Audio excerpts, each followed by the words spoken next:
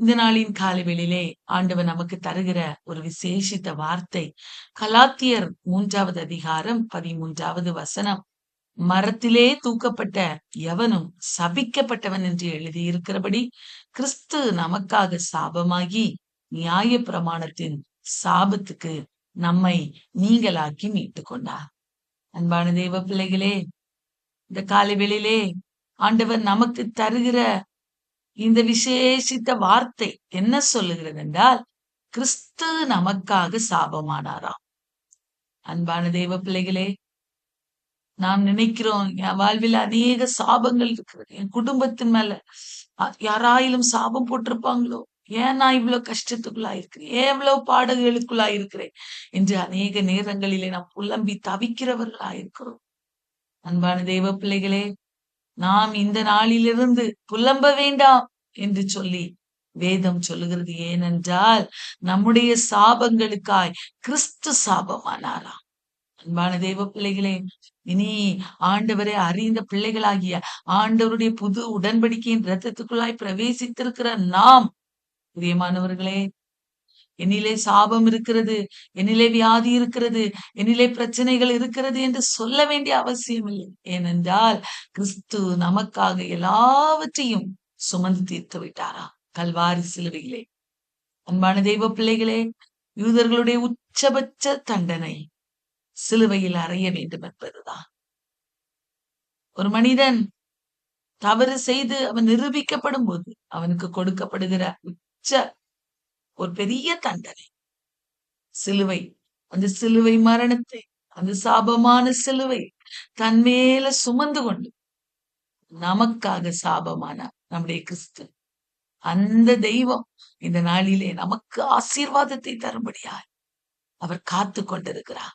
நாம் தான் அநேக நேரங்களிலே வாயினாலே நான் பாவி, நான் சாபத்துக்குள்ளாயிருக்கிறேன், நான் வியாதிக்குள்ளாயிருக்கிறேன் என்று அறிக்கை செய்து நாம் சாபத்தை நம்ம மேல பெற்றுக்கொள்கிறவர்களாய் காணப்படுகிறோம். வேதம் சொல்லுகிறது, மரணமும் ஜீவனும் நாவின் அதிகாரத்தில் இருக்கிறது, அதில் பிரியப்படுகிறவர்கள் அதன் கனியை புசிப்பார்கள் என்று வேதம் சொல்கிறது அல்லவா?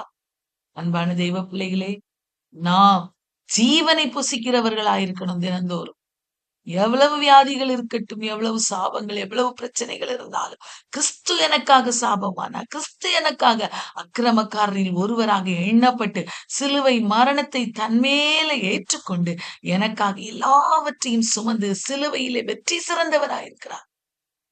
அவரின் சூழ்நிலைமையை மாற்றியனே ரட்சிப்பார் என்கிற நம்பிக்கையிலே நாம் பெருகும்போது ஆண்டவர் நிச்சயமாய் பெரிய காரியங்களை செய்ய அவர் வல்லவராயிருக்கிறார்.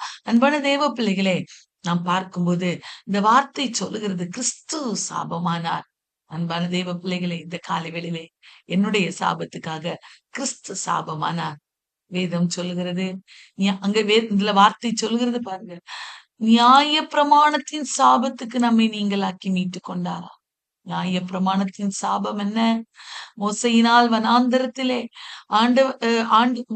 ஆண்டவரால் மோசைக்கு இஸ்ரவேல் ஜனங்களுக்கு வனாந்தரத்திலே நியாய பிரமாணம் கொடுக்கப்பட்டது. பிரியமானவர்களே, யாத்ராகமம், லேவியராகமம், எண்ணாகமம், இந்த புஸ்தகங்களிலே நாம் வாசிக்கிறதான வேளையிலே இந்த நியாய பிரமாணம் என்ன என்பது சொல்லப்பட்டிருக்கிறது. அநேக நியாய பிரமாணங்கள். இதை செய்தால் நான் உங்களுக்கு இப்படி செய்வேன், நீங்க நன்மை செய்தால் உங்களுக்கு நன்மை கிடைக்கும், நீங்க கர்த்தருடைய நியாய பிரமாணங்கள், கர்த்தருடைய கட்டளைகளை உண்மையாய் கை கொண்டா நான் சொல்லுகிற ஆசீர்வாதங்கள் உனக்கு கிடைக்கும். கர்த்தருடைய கட்டளைகளை நீங்க கை கொள்ளாவிட்டால் சொல்லப்பட்ட சாபங்கள் உங்கள் மேல் வந்து பலிக்கும் என்று பல நியாய பிரமாணங்கள் அங்கே கொடுக்கப்பட்டது. பிரியமானவர்களே, உபாகமம் 28வது அதிகாரத்திலும் அநேக ஆசீர்வாதங்கள். நீ கர்த்தருடைய வார்த்தைக்கு கீழ்ப்படிந்தால் இந்த ஆசீர்வாதங்களை நான் உனக்கு தருவேன். இந்த வார்த்தைகளுக்கு கீழ்ப்படியாமல் போனால் இந்த சாபங்கள் எல்லாம் உண்மையில வந்து வலிக்கும் என்று ஆண்டவர் சொல்லுகிறார். அன்பான தேவ பிள்ளைகளே, இப்படி இன்னும் பாருங்க, கண்ணுக்கு கண், பல்லுக்கு பல். ஒரு மனிதனை கொலை செய்தால் அவன் நிச்சயம் கொலை செய்யப்பட வேண்டும். தகப்பனையும் தாயையும் கொள்ளையிடுகிறவன் கொலை செய்யப்பட வேண்டும். தூசிக்கிறவன் கொலை செய்யப்பட வேண்டும். எத்தனையோ நியாய பிரமாணங்கள் நாம் வாசிக்கிறோம். பிரியமானவர், அந்த நியாய பிரமாணம் இன்றைக்கும் ஒருவேளை கிறிஸ்து நமக்காக கல்வாரி சிலுவையிலே அவர் மரிக்காவிட்டார், அந்த நியாய பிரமாணத்துக்கு உட்பட்டவர்களாக தான் நாமும் இருந்திருப்போம். என்ன சொல்லுகிறது? ஒருவன் பாவம் செய்தால் பலியை இட்டுதான் அந்த பாவத்தை நிவர்த்தி செய்யும். ஆடோ மாடோ பறவைகளோ கொண்டு வந்து அவன் பலியிட வேண்டும். இன்றைக்கும் நாம் பலியிட்டு அப்படியேதான் நாம் ஆழ்ந்து இருக்கிறவர்களாய் இருந்திருப்போம் பிரியமானவர்களே. சாபத்துக்குள்ளாய் நாம் ஜீவிக்கிறவர்களாய் இருந்திருப்போம் பிரியமானவர்களே. ஆனா கர்த்தர் என்ன பண்றார் பாருங்க. இயேசு கிறிஸ்து நம்ம எல்லாருடைய சாபத்தை நீக்கும்படியாய் நம்ம மேல சுமத்தப்பட்டிருக்கிற இந்த நியாய பிரமாணத்தின் சாபத்தை நம்ம விட்டு நீங்களாக்கி மீட்டு கொள்ளும்படியாய் கல்வாரி மரணத்தை அவர் ஏற்றுக்கொண்டார். இந்த மரத்திலே தூக்கப்பட்டவன் சபிக்கப்பட்டவன் என்று எழுதியிருக்கிறபடி அவர் நமக்காக சாபமானார். எத்தனை பேர் விசுவாசிக்கிறீர்கள் பிரியமானவர்கள்? அவர் எனக்காக சாபமானார். இந்த காலை வேளையில நாம் சொல்லணும், அறிக்கை செய்ய, இயேசு எனக்காக சாபமானார். அன்பான தெய்வ பிள்ளைகளே, நாம் வாசிக்கிறோம் அல்லவா? ஏசாயாவிலே நாம் வாசிக்கிறோம் அல்லவா? ஏசாயா 53வது அதிகாரம் 6வது வசனத்திலே கர்த்தரோ நம்ம எல்லாருடைய அக்கிரமத்தையும் அவர் மேல் விழப்பண்ணி அவர் அக்கிரமக்காரரில் ஒருவராக எண்ணப்பட்டார் என்று வேதம் சொல்கிறது. பாருங்க 12வது வசனத்துல அக்கிரமக்காரரில் ஒருவராக எண்ணப்பட்டு அநேகருடைய பாவத்தை தாமே சுமந்து அக்கிரமக்காரருக்காக வேண்டிக் கொண்டார் என்று வேதம் சொல்லுகிறது. அன்பான தெய்வ பிள்ளையே, நாம் அக்கிரமக்காரர்களாக இருக்க வேண்டிய அவசியம் இல்லை. அவர் அக்கிரமக்காரராய் நமக்காக மாறினார். நம்முடைய மீறுதல்களுக்காக, நம்முடைய பாவங்களுக்காக அவர் கல்வாரியிலே எல்லாவற்றையும் சுமந்து தீர்த்தாகிவிட்டது. அவர் வெற்றி சிறந்தார். சாவையும் நோவையும் பேயையும் ஜெயித்தவராய் சிலுவையிலே அவர் வெற்றி சிறந்தார். நாம் தான் வாயினாலே அறிக்கை செய்யலாம், வியாதியோடு இருக்கிறேன், பிரச்சனையோடு இருக்கிறேன், புலம்பல்கள் நம்முடைய வாழ்வில தீனமும் அழுது புலம்புகிற அனுபவங்கள் தான் நம்முடைய வாழ்விலே காணப்படுது. ஏன் கிறிஸ்தவர்களாகிய நாம் அழக்கூடாது? அன்றைக்கு இயேசு கிறிஸ்து உயிரோடு வந்த உடனே அங்க மரியாள் அழுது கொண்டிருக்கிறார். இயேசு சொல்றார், ஸ்திரியே நீ ஏன் அழுகிறாய்? ஆண்டவர் உயிர்த்தெழுந்து கேட்ட முதல் வார்த்தை அதுதான் பிரியமா. ஏன் அழுகிறாய்? ஏன் அழுகிறாய்? இந்த காலை வேளையில நாம் அழுது புலம்புகிறவர்களா இருக்கிறோம். அன்பான தெய்வ பிள்ளை, அழ வேண்டிய அவசியம் இல்லை. கிறிஸ்து நமக்காக சாபமாய் இருக்கிறார். கிறிஸ்து நமக்காக அக்கிரமக்காரரில் ஒருவராக எண்ணப்பட்டு நம்முடைய எல்லா அக்கிரமத்தையும் சுமந்து தீர்த்தாகி விட்டது. நம்முடைய வியாதிகள், நம்முடைய பலவீனங்கள், நம்முடைய பண கஷ்டங்கள், போராட்டங்கள் அத்தனையும் அவர் சுமந்து தீர்த்து விட்டார். நாம் அழ வேண்டிய அவசியம் இல்லை. நாம் கவலைப்பட வேண்டிய அவசியம் இல்லை. நம்முடைய வாழ்விலே எதிர்மறையான எண்ணங்கள் வரும்போது அறிக்கை செய்யணும். பிசாசு வெட்கப்பட்டு போகும்படியா, ஏசு என்னுடைய வியாதியை சுமந்து தீர்த்திருக்கிறார். ஏசு என்னுடைய பிரச்சனையை சுமந்து தீர்த்திருக்கிறார். நான் இந்த பிரச்சனையோடு வாழும்படி என் ஏசு விரும்பவில்லை. அவர் கல்வாரியிலே எனக்காக எல்லாவற்றையும் ஜெயித்தவராய் வெற்றி சிறந்திருக்கிறார் என்று அறிக்கை செய்து ஜெயம் எடுக்கணும் பிரியமானவர்களே. அதுதான் கிறிஸ்தவ வாழ்க்கை. அதுதான் கிறிஸ்தவ வாழ்க்கை பிரியமானவர்களே. வேதம் சொல்லுகிறது 1 பேதுரு, பாருங்க 1 பேதுரு 2வது அதிகாரத்திலே நாம் வாசிக்கும் போது, அவர் பாவம் செய்யவில்லை, அவருடைய வாயில் வஞ்சனை காணப்படவில்லை. ஆனா பாருங்க, கிறிஸ்து நமக்காக பாடுபட்டு நாம் அவருடைய அடி சுவடுகளை தொடர்ந்து வரும்படி நமக்கு மாதிரியை பின்வைத்து போனாராம். மாதிரியை வைத்திருக்கிறார்.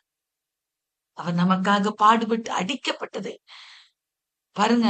அவர் பாவம் செய்யவில்லை, அவருடைய வாயில வஞ்சனை இல்லை, அவர் வையப்படும் போது பதில் வையவில்லை, பாடுபடும் போது பயமுறுத்தப்படவில்லை, நியாயமாய் தீர்ப்பு செய்யறதுக்கு தம்மை ஒப்பு கொடுத்தார். ரொம்ப தாழ்மை பொறுமையோடு சகித்தார். பாருங்க, நாம் பாவங்களுக்கு செத்து நீதிக்கு பிழைத்திருக்கும்படி அவர் தாமே தம்முடைய சரீரத்திலே நம்முடைய பாவங்களை சிலுவையின் மேல் சுமந்தார். அவருடைய தழும்புகளால் குணமானீர்கள். அன்பான தெய்வ பிள்ளையே, அக்கிரமத்தை சுமந்தார், பாவத்தை சுமந்தார், வியாதியையும் சுமந்து விட்டார். ஆக சாபத்தை சுமந்திருக்கிறார். அவருடைய தழும்புகளால் குணமானோம். அன்பான தெய்வ பிள்ளைகளே, தழும்புகளால் குணமாவீர்கள் என்று சொல்லல, தழும்புகளால் குணமானீர்கள். அவ்வளவுதான், ஆயிற்றோம். விசுவாசிக்கணும். இந்த நாளில் அறிக்கை செய்யணும்.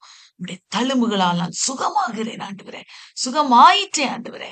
சத்துரு வெட்கப்படணும். பிரியமானவர்களே, ஆதியாகமத்திலே நாம் வாசிக்கிறோம். அன்றைக்கு சாபம் கொடுக்கப்பட்டது. அவர் உன் தலையை நசுக்குவா, நீ அவர் குதிகாலை நசுக்குவா என்று சாத்தானுக்கு ஆண்டவர் சாபத்தை கொடுத்தார். தலை நசுக்கப்பட்டவன். சிலுவையிலே அவனுடைய தலை நசுக்கப்பட்டாகிவிட்டது. அன்பான தெய்வ பிள்ளையை, தலை நசுக்கப்பட்டு விட்டது என்றால் என்ன அர்த்தம்? அந்த விஷம் முறிந்து போய்விட்டது. அவன் நம்மில ஜெயம் எடுக்க அவனுக்கு முடியாது பிரியமான. நாம தான் அவனை உயர்த்தி உயர்த்தி வச்சு என் வாழ்வில் அப்படியோ பிசாசு எனக்கு அதை செய்துட்டான் இதை செய்துட்டான்னு வாயினால் அறிக்கை செய்து அவனை மேன்மைப்படுத்துகிறவர்களாய் காணப்படுகிறோம். அன்பான தெய்வ பிள்ளைகளே, பிசாசு ஒருபோது நம்முடைய வாழ்விலே அவன் எதையும் மேற்கொள்ளக்கூடாது பிரியமானவர்களே. அவனை தலை நசுக்கப்பட்டவன் என்றவனை சொல்லணும். நம்ம சிலுவையிலே நேசு உன்னுடைய தலையை நசுக்கியாகிவிட்டது. என் வாழ்வில நீ எந்த காரியத்தையும் செய்ய அதிகாரம் இல்லை உனக்கு. என் குடும்பத்துல நீ எந்த காரியத்தையும் செய்ய உனக்கு அதிகாரம் இல்லை என்று சொல்லி அவனுடைய அந்த தலை நசுக்கப்பட்டவனுடைய கிரியைகளை நாம் அழித்து போட வேண்டும் பிரியமான. அதற்காக தானே அவர் சிலுவையில வெற்றி சிறந்தார். நம்முடைய பாவங்களை அவர் சிலுவையின் மேல் சுமந்து எல்லாவற்றையும் சுமந்து நமக்காக வெற்றி சிறந்திருக்கிறார். அவருடைய தழும்புகளால் நாம் குணமாய் இருக்கிறோம். ஆகவே இந்த நாளின் காலைகளிலே நம்முடைய இருதயத்தை ஆண்டுடைய சமூகத்துல உண்மையாய் ஒப்பு கொடுக்கணும். எத்தனை வார்த்தைகள் கேட்கிறோம், எவ்வளவாய் வேதத்தை வாசிக்கிறோம். ஆனா திருப்பி திருப்பி நாம நம்முடைய வாயினாலே நம்முடைய சாபங்களை நமக்கு வருவித்துக் கொள்கிறவர்களாய் தான் தினமும் காணப்படுகிறோம். பிரியமானவர்களே, இந்த காலை வேளையில அப்படி அல்ல. கிறிஸ்து எனக்காக சாபமானார். கிறிஸ்து எனக்காக அக்கிரமக்காரில் ஒருவராக எண்ணப்பட்டா. கிறிஸ்து என்னுடைய பாவங்களுக்காக மறித்திருக்கிறார். அவருடைய தழும்புகளால் நான் சுகமாகிறேன் என்று விசுவாச அறிக்கை செய்து ஜெயம் எடுக்கிறவர்களாய் மாறுவோம். ஆண்டவர் பெரிய காரியங்களை நம்முடைய வாழ்விலே செய்வார். நம்ம